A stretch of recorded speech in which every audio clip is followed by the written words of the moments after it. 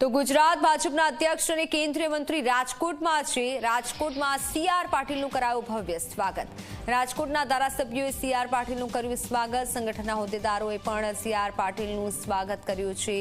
Rajkot circuit હાઉસમાં CR પાટીલનું સ્વાગત કરાયું। શહેર ભાજપના હોદ્દેદારો ધારાસભ્યો સાથે બેઠક પણ યોજી। રેસકોર્સ મેદાનમાં યોજાનાર નમોત્સવ કાર્યક્રમમાં હાજરી આપશે। ભવ્ય સ્વાગત કરવામાં આવ્યું છે। રાજકોટના ધારાસભ્યોએ સીઆર પાટીલનું ભવ્ય સ્વાગત કર્યું હતું।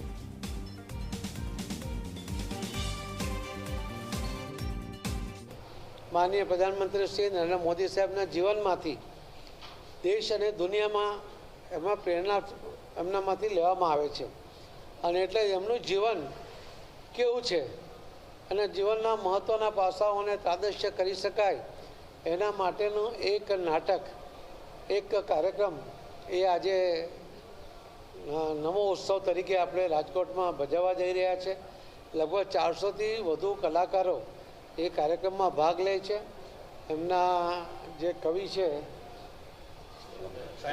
સાઈરામ દવે એમણે એનું આયોજન કર્યું છે। અમારા રાજ્ય કક્ષાના ગૃહમંત્રી શ્રી હર્ષભાઈ સંઘવી એમાં અમને મદદરૂપ થયા છે અને રાજ્યમાં અલગ અલગ જગ્યાએ હમણાં ગુજરાતીમાં અને ત્યાર પછી અલગ અલગ ભાષાઓમાં પણ લોકો સુધી આ નમો ઉત્સવનું નાટક પહોંચે એના માટેના અમે પ્રયત્ન કરીએ છીએ। આપ સૌના માધ્યમથી હું સૌ રાજકોટવાસીઓને અને સૌરાષ્ટ્રવાસીઓને વિનંતી કરું છું કે આ નાટક જોવું જોઈએ। માનનીય પ્રધાનમંત્રી શ્રી નરેન્દ્ર મોદી સાહેબના જીવનમાંથી આપણે અને આપણા આવનારી પેઢી માટે પ્રેરણા મળે એવા જે કામો છે એ લોકો સુધી પહોંચાડવામાં આપ સૌની મદદ માગું છું।